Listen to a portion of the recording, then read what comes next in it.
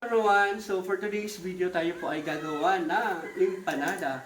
At syempre, favorite mo yun? Yeah. Alright, so syempre, para makagawa tayo ng empanada, isa sa mga napaka-importanteng kailangan gawin ay ang dough.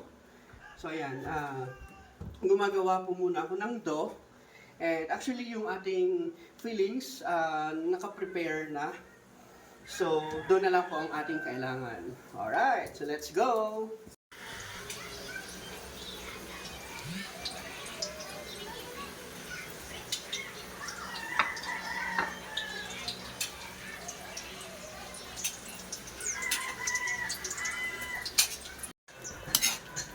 Ayan, malapit na pong maluto ang ating pancit guisado. Perfect for empanada. Ayan. Patapos ko lang kumain, so tanungin natin yung isa dyan na halos walang imik. Ayan, anong masasabi mo sa empanada? No comments.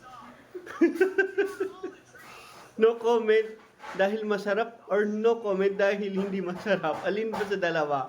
Kumakaray ka.